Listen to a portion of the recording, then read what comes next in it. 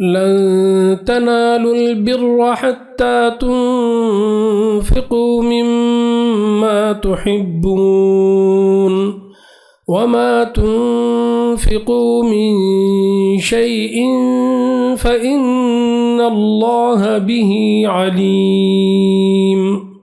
نحمده ونصلی علی رسولہ الکریم، اما بعد۔ ناظرین، رمضان کی آج چوتھی رات ہے اور اس وقت ہمارے سامنے قرآن کا چوتھا جز پیش نظر ہے۔ اس میں جو مضامین آئے ہیں ان پر ایک نظر ڈالتے ہیں۔ اس میں پہلا مضمون کعبہ the oldest symbol of oneness of God، اس پر گفتگو ہوئی ہے۔ اس جز کی شروعات ہی میں توحید کا بیان آیا ہے۔ اسلام اس معاملے میں حساس ہے۔ بنی اسرائیل کا کھانا مسلمانوں کے لیے حلال قرار دیا گیا کیونکہ وہ بھی اللہ کے نام سے ہی جانور کو ذبح کرتے ہیں۔ کعبہ توحید کا مرکز ہے۔ جب دنیا میں ہر جگہ شرک کا دورہ تھا، اس وقت حضرت ابراہیم علیہ السلام نے توحید کا مرکز بنایا۔ اس زمانے میں لوگ چار دیواری بناتے تھے اور اندر اور باہر بتوں کو رکھتے تھے۔ حضرت ابراہیم علیہ السلام نے بھی ویسی ہی چار دیواری بنائی اور اندر اور باہر بتوں سے پاک رکھا۔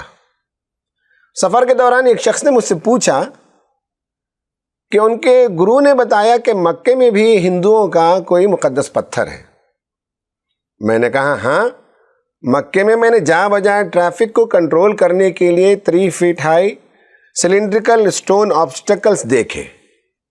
اب اگر کوئی شخص اس سے اپنے مطلب کا معنی نکالنا چاہے تو اس کے لیے وہ آزاد ہے۔ کچھ لوگوں کو بادل میں ہاتھی اور گھوڑے نظر آتے ہیں، کچھ آرٹسٹ کو درختوں میں عورت نظر آتی ہے، لڑکیاں نظر آتی ہیں۔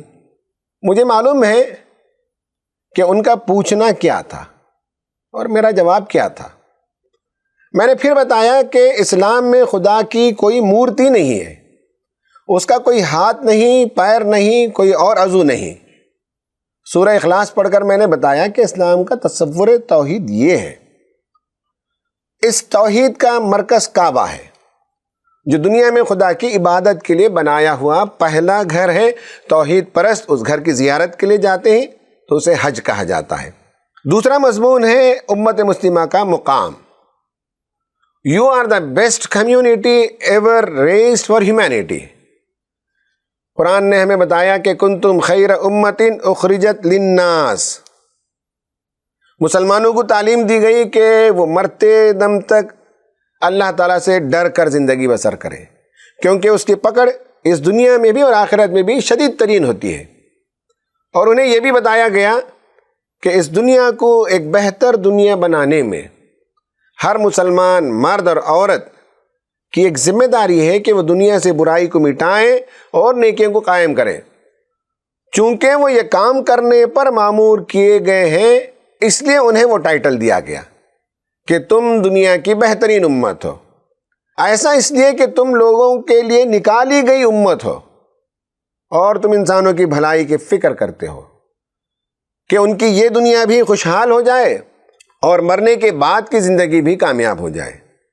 مسلمانوں کو یہ بھی بتایا گیا کہ چونکہ تم یہ کام کرتے ہو اس لیے تم سے حسد کرنے والے بھی ضرور ہوں گے۔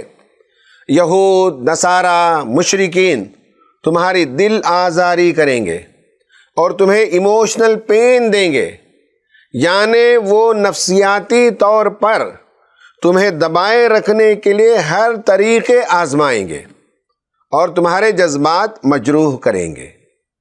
تمہیں جذباتی ہونے کے بجائے سمجھداری سے کام لینا چاہیے۔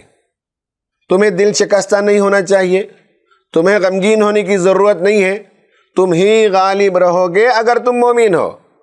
سیاسی اقتدار تو اللہ تعالیٰ کی مشیت کے تحت ہوتا ہے، کبھی تمہارا عروج، کبھی انہیں اقتدار ملتا ہے۔ یہ سب زمانے کے نشیب و فراز ہیں۔ تیسرا مضمون اس میں آیا ہے وہ یہ ہے کہ اللہ تعالیٰ نے مردوں اور عورتوں دونوں کو ایک ہی مقام عطا کیا۔ اکثر لوگوں کے ذہن میں سوال ہوتا ہے کہ are men and women equal? اسلام میں مرد اور عورت دونوں یکساں مقام رکھتے ہیں۔ بتایا گیا کہ تم ایک دوسرے کے رفیق ہو، دین کی خاطر جنہوں نے تکلیفیں برداشت کی، ہجرتیں کی، جنگوں میں شریک رہے، خواہ وہ مرد ہوں کہ عورت، اللہ تعالیٰ ان سب کو برابر اجر دے گا۔ ہاں، دنیا میں ذمہ داریوں کی تقسیم الگ ہوتی ہے۔ پھر فوراً سورہ نساء شروع ہوتی ہے اور اس کی پہلی آیت میں بھی اسی مضمون کو دہرایا گیا کہ اللہ تعالیٰ نے ایک نفس سے انسان کو پیدا کیا، پھر اسی نفس سے اس کا جوڑا بنایا، گویا دونوں کا بنیادی خمیر ایک ہے، پھر ان دونوں سے ساری دنیا کے انسانوں کو آباد کیا۔ چوتھا مضمون اس جز کے اندر ہے، وہ ہے عورتوں کو اسلام نے کتنا اونچا اٹھایا۔ ویمن ایمپاورڈ بائی اسلام۔ اس جز کے اندر ایک سورت کی شروعات ہوتی ہے، اس کا نام ہے سورہ نساء۔ عورتوں کے نام سے قرآن نے یہ ایک پوری سورت اتاری۔ دنیا کی شاید ہی کوئی مذہبی کتاب ہو جس کا پورا ایک چیپٹر عورتوں کے نام سے رکھا گیا ہو۔ اس سورت میں ان کے حقوق بتائے گئے، ان کی سماجی حیثیت متعین کی گئی اور سماجی سرگرمیوں سے متعلق بڑی انقلابی باتیں بیان کی گئیں۔ ان سے شادی کریں تو ان کے مہر دیا کریں، میراث میں ان کے حصے متعین کیے گئے، عورتوں کو فحش کاموں میں استعمال کرنے کی ممانعت آئی، اور جو ایسا کریں گے ان کے لیے سزا تجویز کی گئی۔ شوہر کا انتقال ہو جائے تو عورت آزاد ہے، اس کے رشتہ داروں کو یہ حق نہیں ہے کہ زبردستی اس کے ولی بن کر بیٹھ جائیں اور اسے میراث کا حصہ سمجھیں۔ کسی وجہ سے طلاق کی نوبت آ جائے تو عورتوں کو جو مہر دی گئی ہے، اگرچہ وہ پہاڑ کے برابر ہو، تو انہیں واپس دینا ایک بری بات ہے، جبکہ تم بیویوں سے لطف اندوز ہو چکے ہو اور ازدواجی زندگی گزارنے کا پختہ عہد کر چکے تھے۔ آیتوں کا ٹون اور لب و لہجہ مردوں کو آر دلانے کا ہے۔ سوتیلی ماؤں سے نکاح کرنے کی حرمت بیان کی گئی، پھر اس کے بعد جن عورتوں سے نکاح جائز ہے اس کی ایک لمبی فہرست بیان کی گئی۔ ناظرین، یہ وہ مضامین تھے جو اس جز کے اندر آئے ہیں۔ اب ہم آج کے سبجیکٹ آف دا ڈے جو لا آف انہیریٹنس سے اس پر بات کریں گے، یعنی میراث کا قانون۔ سورہ نمبر 4 آیت 7 سے لے کر 14 تک یہ مضامین آئے ہیں۔ پہلے آیت نمبر 7 کو لیتے ہیں، پھر اس میں جو مضمون ہے اس پر گفتگو کرتے ہیں، پھر ترتیب وار ہم آیت نمبر 14 تک چلتے ہیں۔ آیت نمبر 7 میں اللہ تعالیٰ نے کہا لِلرِّجَالِ نَصِيبٌ مِّمَّا تَرَكَ الْوَالِدَانِ وَالْأَقْرَبُونَ وَلِلنِّسَاءِ نَصِيبٌ مِّمَّا تَرَكَ الْوَالِدَانِ وَالْأَقْرَبُونَ مِمَّا قَلَّ مِنْهُ أَوْ كَثُرَ نَصِيبًا مَّفْرُوضًا۔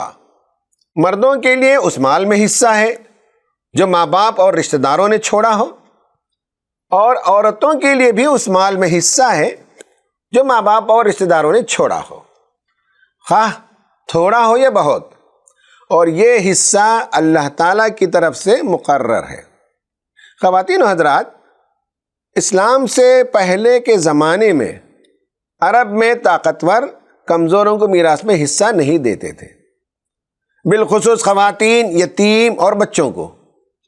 اسلام نے اس آیت میں سماج کی ظالمانہ ریت کے خلاف ایک انقلابی قانون دیا۔ اس قانون کی سب سے خوبصورت بات یہ ہے کہ ایک ہی سانس میں کہا کہ والدین اور رشتہ داروں نے مرنے پر جو چھوڑا ہے، مردوں کو ان کا حصہ ملے گا، عورتوں کو ان کا حصہ ملے گا۔ مرنے والی کی چھوڑی ہوئی میراث زیادہ ہو یا کم، اللہ کے حکم کے مطابق اس کی تقسیم ہونی چاہیے۔ چھوڑے ہوئے میراث کی تقسیم ایسی ہونی چاہیے کہ موویبل اور اموویبل ایسیٹس، پراپرٹیز اور ہاؤس ہولڈ آئٹمس وارثین کے درمیان مرنے کے فوراً بعد تقسیم ہو جائے۔ اسلام چاہتا ہے کہ انسان نے دنیا میں جو کچھ کمایا جب تک وہ زندہ ہے اس سے استفادہ کرتے رہے، اور جب اس کا انتقال ہو جائے تو اس کی دولت اس کے سب سے زیادہ قریب ترین لوگوں میں تقسیم ہو جائے۔ ان آیتوں میں قرآن نے بتایا کہ کون قریب لوگ ہیں اور کون دور کے لوگ ہوتے ہیں۔ یہ بات بھی یاد رکھنے کی ہے کہ مرنے والے نے اگر واقعی میراث چھوڑی ہو تو اس میں تقسیم ہونا چاہیے۔ آپ کو تعجب ہوتا ہوگا کہ میں کیا بات کہہ رہا ہوں۔ میں آپ کو ایک مثال سے سمجھانا چاہتا ہوں۔ کبھی کچھ لوگ سماج میں بہت بڑے نظر آتے ہیں، بہت بڑے سیٹ، بہت بڑے انڈسٹریلسٹ، بہت بڑے مالدار نظر آتے ہیں، جبکہ حقیقت یہ ہے کہ بینک کے قرضوں پر وہ جیتے ہیں، خام مال جن سے اٹھاتے ہیں ان کے کروڑوں روپے باقی رہتے ہیں، خود اپنے جو پارٹنرز ہوتے ہیں ان کا بھی حساب کتاب پراپرلی نہیں کیا گیا ہوتا ہے۔ معاشرے میں تو بہت بڑے مالدار نظر آتے ہیں، لیکن حقیقتاً حساب کتاب کریں گے تو پتہ چلے گا کہ جو کچھ ایسٹس موجود ہیں وہ ان کی ہیں یا بینک کی ہیں، یا جو را میٹیریل جنہوں نے دیا ان کے لیے دین باقی ہے یا پارٹنرز کے ہیں۔ ہمیں اس کا اندازہ بالکل نہیں ہوتا۔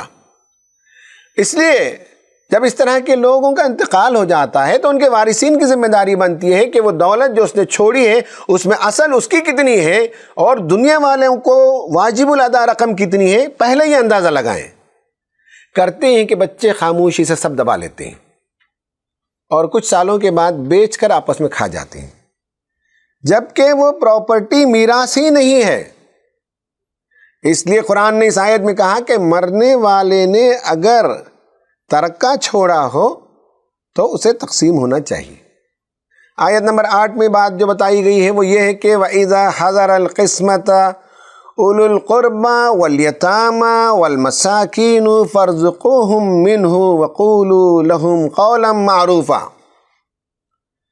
یعنی جب میراث تقسیم ہو رہی ہو اور جب تقسیم کے موقع پر کنبہ کے لوگ اور یتیم اور مسکین آئیں تو اس مال میں سے ان کو بھی کچھ دو اور ان کے ساتھ بھلے طریقے سے بات کرو۔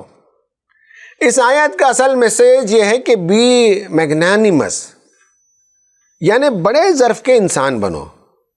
کچھ لوگوں کے بارے میں ہمارا خیال ہوتا ہے کہ وہ بڑے لوگ ہیں مگر دل ان کا چھوٹا ہوتا ہے، اور ان کے چھوٹے دل کو ناپنے کا صحیح ترین وقت وہ ہے جب میراث تقسیم ہو رہی ہو۔ چھوٹے دل کے لوگوں کو دوسروں کو کچھ دیتے ہوئے دل تنگ ہونے لگتا ہے اور یہ ان کی کمظرفی کی علامت ہوتی ہے۔ اگر مال میراث میں سے کھلانے یا کچھ دینے کا موقع نہ ہو، مثلاً وہ یتیموں کا مال ہو اور میت نے وصیت بھی نہیں کی ہو، تو ان لوگوں سے معقول بات کہہ کر رخصت کر دو، یعنی نرمی سے عذر کرو اور یہ بتاؤ کہ خالہ جان یا بھائی صاحب یہ مال یتیموں کا ہے اور میت نے وصیت بھی نہیں کی، اس لیے ہم مجبور ہیں کہ آپ کو کچھ دے سکیں، چائے پیجیے اور تشریف لے جائیے۔ آیت نمبر 9 میں بتایا گیا وَلْيَخْشَ الَّذِينَ لَوْ تَرَكُوا مِنْ خَلْفِهِمْ ذُرِّيَّةً ضِعَافًا خَافُوا عَلَيْهِمْ فَلْيَتَّقُوا اللَّهَ وَلْيَقُولُوا قَوْلًا سَدِيدًا۔ لوگوں کو اس بات کا خیال کر کے ڈرنا چاہیے کہ اگر وہ خود اپنے پیچھے بے بس اولاد چھوڑتے تو مرتے وقت انہیں اپنے بچوں کے حق میں کیسے کچھ اندیشے لاحق ہوتے۔ بس چاہیے کہ وہ خدا کا خوف کریں اور راستی کی بات کریں۔ اس آیت میں جو میسیج ہے وہ ایمپیتھی کی ہے، یعنی میراث تقسیم کرتے وقت عموماً بڑے چھوٹوں کا حق مار لیتے ہیں، بالخصوص یتیموں کا اور بچوں کا۔ قرآن نے کہا کہ ذرا سوچو کہ تمہارے بچے اس وقت یتیم ہو جاتے اور ان کے ساتھ ایسا حق تلفی کا معاملہ ہوتا تو ان پر کیا گزرتی۔ تو اپنے بچوں کے شوز میں اتر کر سوچو اور محسوس کرو کہ جن کا حق تم مار رہے ہو وہ کتنے مجبور ہیں اور اپنی کمزوری کی وجہ سے نہ تم سے بول پاتے ہیں نہ لڑ پاتے ہیں۔ آیت نمبر 10 میں یہ کہا ان الذين ياكلون اموال اليتامى ظلما انما ياكلون في بطونهم نارا وسيصلون سعيرا۔ جو لوگ ظلم کے ساتھ یتیموں کے مال کھاتے ہیں در حقیقت وہ اپنے پیٹ آگ سے بھرتے ہیں اور وہ ضرور جہنم کی بھڑکتی ہوئی آگ میں جھونکے جائیں گے۔ اس آیت میں جو میسیج ہے وہ یہ ہے کہ صرف آخرت کا خوف ہی انسان کو صحیح راستے پر رکھ سکتا ہے۔ Only accountability in آخرہ keeps a person upright۔ دنیا میں چاروں طرف جو ظلم ہو رہا ہے اس کے پیچھے ایک بنیادی سبب یہ ہے کہ لوگوں کو آخرت پر یقین نہیں، اور جنہوں نے رسماً اسے مانا انہوں نے بھی اسے فراموش کر دیا۔ آخرت کو یاد رکھنے اور خدا کے حضور جب کھڑے ہوں گے تو اپنے اعمال کا حساب کتاب دینا ہے، یہی وہ احساس ہے جس کے نتیجے میں انسان دوسروں پر ظلم کرنے سے بچ سکے گا۔ آیت نمبر 11 لمبی آیت ہے، اس کا پہلا ٹکڑا ہے یوصیکم اللہ فی اولادکم للذکر مثل حظ الانثیین، تمہاری اولاد کے بارے میں اللہ تعالیٰ تمہیں ہدایت کرتا ہے کہ مرد کا حصہ 2 عورتوں کے برابر ہے۔ اس میں کیا میسج ہے؟ یہ بڑی آیت ہے، اس میں جو میسج ہے وہ یہ ہے کہ share depends on roles and responsibilities. مرد اور عورت 2 صنفوں کو اللہ تعالیٰ نے پیدا کیا، دونوں کے رولز اینڈ ریسپانسبلٹیز کو متعین کیا، اور اس کے حساب سے اللہ تبارک و تعالیٰ نے ان کے شیئرز مقرر کیے۔ اس آیت میں اور آگے آیت نمبر 12 میں تفصیل سے وارثین کے حصے بتائے گئے ہیں۔ میراث کی تقسیم کے جو حصے اللہ تعالیٰ نے متعین کیے، اس سلسلے میں اللہ تعالیٰ نے وصیت کا لفظ استعمال کیا۔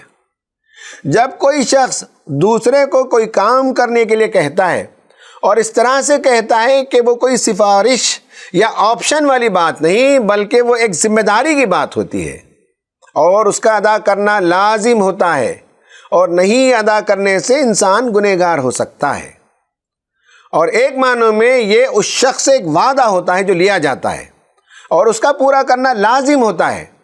جیسے کہ عموماً ہم جانتے ہیں کہ بعض لوگ اپنی موت کے بارے میں وصیت کرتے ہیں کہ مرنے کے فوراً بعد جو پہلی نماز ہو اس میں ان کی نماز جنازہ پڑھ دی جائے، یا ان کی موت جہاں واقع ہو وہیں ان کی تدفین کر دی جائے۔ یہ باتیں نصیحت نہیں ہیں بلکہ عہد ہوتے ہیں اور اسی کے مطابق عمل کرنا ہوتا ہے۔ اس طرح سے میراث کے سلسلے میں اللہ تعالیٰ نے وصیت فرمائی ہے اور اس وصیت کو لازم پکڑنا ضروری ہے، اور اس کے خلاف ورزی کرنا سخت ترین سزا کا موجب ہوگا۔ پھر جس طویل حصے کی میں نے تلاوت نہیں کی اس میں تقسیم میراث کے 4 مرحلے بتائے گئے۔ مرنے والے نے اگر کوئی رقم چھوڑی ہو تو سب سے پہلے اس کی تجہیز و تکفین کے اخراجات اس سے ادا کیے جائیں گے۔ دوسرے نمبر پر اس نے اگر قرض چھوڑا ہو تو قرض داروں کا قرض ادا کیا جائے گا۔ پھر جو مال بچ گیا اس میں سے اگر اس نے کسی شخص یا کسی رشتہ دار یا کسی ادارے کو دینے کی وصیت کی ہو تو وہ رقم ادا کی جائے گی۔ ان 3 مرحلوں کے بعد جو رقم اور دولت بچے گی اسے ترکہ کہا جاتا ہے، اور وہی وارثین میں تقسیم ہوگا۔ وصیت کے سلسلے میں یہ بات یاد رہے کہ انسان اپنے چھوڑے ہوئے مال میں سے 1/3 سے زیادہ کی وصیت نہیں کر سکتا، اور ان لوگوں کے حق میں وصیت نہیں کر سکتا جو اس کے مرنے کے بعد آٹومیٹیکلی میراث پائیں گے۔ مثال کے طور پر اگر کوئی فرد اپنے کسی ایک بچے سے زیادہ محبت کرتا ہے تو یہ نہیں وصیت کر سکتا کہ اس کے مرنے کے بعد اس کی پراپرٹی میں سے فلاں حصہ اسے لکھ دیا جائے اور اتنی رقم اسے دے دی جائے۔ آپ صلی اللہ علیہ وسلم نے فرمایا لا وصیت للوارث، جو وارث ہوگا اس کے حق میں وصیت نہیں ہے۔ انسان یہ بھی نہیں کر سکتا کہ اپنے وارثین کا حق مارنے کے لیے کسی کے نام پر وہ زیادہ وصیت کر جائے۔ ان سب کے بارے میں قرآن نے کہا کہ یہ اللہ تعالیٰ کے حدود ہیں، اس لیے اگلی 2 آیتوں میں ان حدود کے احترام کی بات کہی گئی ہے۔ جو آیت نمبر 12 ہے اس میں بھی شیئرز ایکسپلین کیے گئے ہیں۔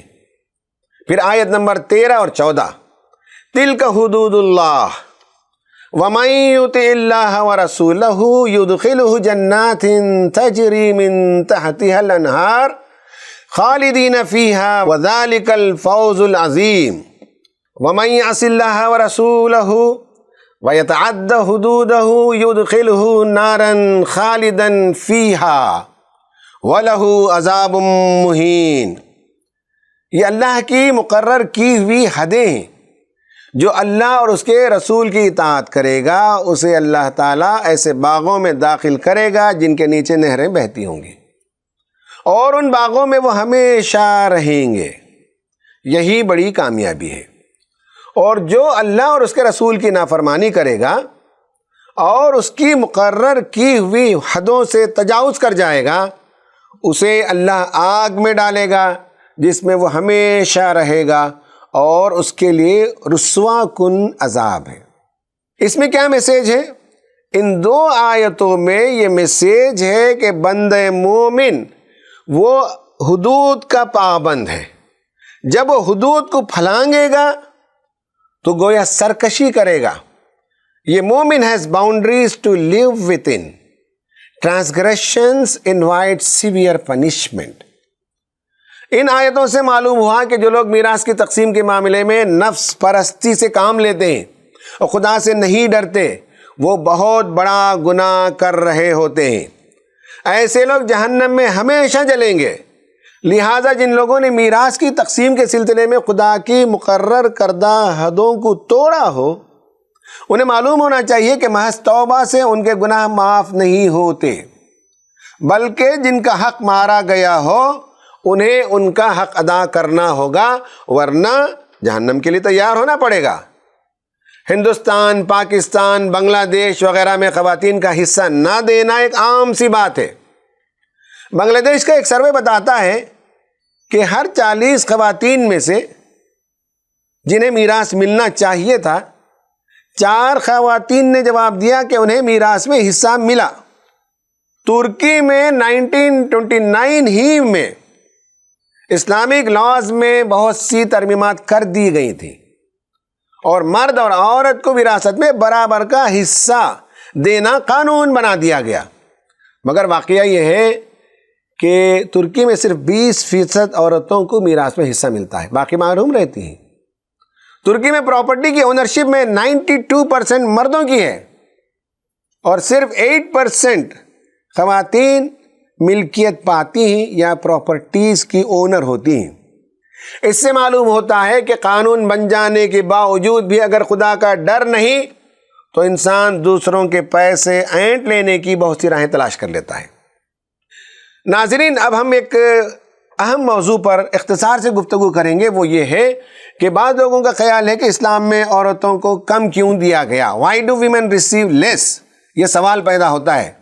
یہ لوگوں کے ذہنوں کی غلط فہمی ہے کہ وراثت کی تقسیم میں عورت کو آدھا دے کر اسلام نے ان کی حیثیت کو کم کر دیا۔ ان کی محدود عقل کی دانست میں مرد اور عورت کے درمیان مساوات کا تقاضا یہ تھا کہ دونوں کو وراثت میں یکساں حصہ ملتا۔ ایسے بقراطیوں کی تعداد کچھ کم نہیں ہے۔ ہماری حکومت بھی اسلامی شریعت میں مداخلت کے لیے بہانہ تلاش کرتی ہے کہ شریعت کی وراثت کا قانون عورتوں کے حق میں نہیں ہے۔ وہ سمجھتے ہیں کہ دونوں کو برابر ملنا چاہیے، ایک کو زیادہ ایک کو کم ملنے سے انہیں تکلیف ہوتی ہے۔ گویا وہ کہنا چاہتے ہیں کہ 5 انگلیوں کی سائز الگ الگ کیوں ہے، سب کو کھینچ کھینچ کر وہ ایک بنا دینا چاہتے ہیں۔ آئیے ذرا جائزہ لیتے ہیں کہ مرد اور عورت دونوں کو وراثت میں ایکول شیئرز دینے کے نتائج کیا ہوتے ہیں۔ پچھلے زمانے میں خواتین کو میراث میں حصہ ہی نہیں دیا جاتا تھا، وہ ایک ظالمانہ رویہ تھا، اور آج کے پڑھے لکھے سقراط اور بقراط سمجھتے ہیں کہ دونوں کو برابر کا حصہ دیا جائے، یہ ایک احمقانہ رویہ ہے۔ اسلام کا تقسیم میراث کا قانون عدل پر مبنی ہے۔ اب اگر دونوں کو برابر حصہ دیا جائے تو گھر کا معاشی نظام چلانے میں بھی دونوں کا رول یکساں ہونا چاہیے۔ گھر کے اخراجات میں میاں اور بیوی دونوں یکساں حصہ ادا کریں گے۔ اس مطالبے کو پورا کرنے کے لیے عورت کو گھر چھوڑ کر بازار اور منڈی میں جانا پڑے گا۔ جب تھکے تھکائے وہ گھر لوٹ کر آئے گی تو شوہر سے یہی کہے گی کہ جب ہم دونوں معاشی لحاظ سے یکساں ہوئے تو گھر کے کام کاج میرے ذمے کیوں ہو؟ شوہر بھی اس میں برابر کا شریک ہونا چاہیے۔ اس مطالبے کے آگے اگر شوہر سر تسلیم خم بھی کر دے، پھر عورتیں کہہ سکتی ہیں کہ میں اکیلے کیوں نوع انسانی کو جنم دوں، یہ کام اکیلے میں کیوں کروں؟ جب ہم دونوں برابر ہیں تو تم بھی یہ کام کیوں نہیں کر سکتے؟ یہاں پہنچ کر جو مرد اور عورت کی برابری اور بالخصوص معاشی برابری کی بحث ہے وہ ختم ہو جاتی ہے۔ وہ اس طرح سے ڈیبیٹ ٹوٹ کر ختم ہوتا ہے جس طرح سے سمندر کی موجیں اٹھ اٹھ کر آ کر چٹان سے ٹکراتی ہیں اور ختم ہو جاتی ہیں۔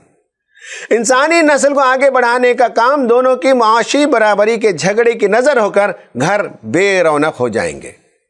اس لیے اسلام کا نقطہ نظر یہ ہے کہ جب فطرت نے عورت پر زیادہ بوجھ ڈالا ہے تو شریعت نے اس پر سے معاشی بوجھ کو ہٹا دیا، اور مرد کی ذمہ داری ہے کہ وہ گھر کے تمام اخراجات برداشت کرے، اور ایسا کر کے وہ عورت اور بچوں پر کوئی احسان نہیں کرتا۔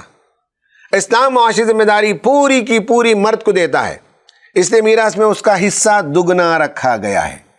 عورت کو جو حصہ ملتا ہے وہ خالصتاً اس کا ہے، اور اس رقم کو گھر چلانے میں لگانا اس کی ذمہ داری نہیں ہے، وہ رقم اس کی پوری سیونگ ہو گئی۔ اگر کوئی عورت کماتی بھی ہے تو گھر پر خرچ کرنا اس کی ذرا برابر ذمہ داری نہیں ہے۔ ہاں، آج کے دور میں بعض مرتبہ ایک آدمی کی کمائی سے گھر چلانا ناممکن ہو تو خاتون بھی کماتی ہے اور گھر پر خرچ کرتی ہے، مگر وہ جو کچھ کرتی ہے وہ احسان کرتی ہے اور نیکی کرتی ہے، کسی بھی طرح سے وہ اس کی ذمہ داری نہیں ہے۔ ویسے یہ بات بھی یاد رہے کہ میراث کی تقسیم میں بعض صورتحال میں عورت مرد کے برابر بھی حصہ پاتی ہے، اور بعض میں عورت مرد سے زیادہ حصہ پاتی ہے، جس کی تفصیلات میں جانے کا یہاں موقع نہیں ہے۔ خواتین و حضرات، یہ وہ ریشنل ہے، یہ وہ حکمت ہے جس کی وجہ سے اللہ تعالیٰ نے بتایا کہ مردوں کو 2 حصہ ملے گا عورتوں کے مقابلے میں۔ اب اس کے بعد ان 2 آیتوں میں تفصیل بتائی گئی ہے۔ وہ ایک عام آدمی کے لیے اس طرح کے لیکچر میں سمجھنا مشکل ہو سکتا ہے جب تک کہ آپ قرآن کھول کر، تفسیر کھول کر پڑھ نہ لیں، یا اس سے متعلق جو آرٹیکلز اویلیبل ہیں اسے پڑھ نہ لیں۔ اس لیکچر کا مقصد تو یہ تھا کہ عام انسانوں کو معلوم ہو کہ اسلام نے کسی کی موت کے بعد اس کی دولت کی تقسیم کا عادلانہ طریقہ مقرر کیا اور سب کے شیئرز مقرر کیے۔ اس میں خواتین کو جو کچھ ملتا ہے وہ ان کی اپنی رقم ہے، جبکہ ان کی کوئی معاشی ذمہ داری خاندان کے چلانے میں نہیں ہوتی ہے۔ اس پر آج ہماری باتیں ختم ہوتی ہیں۔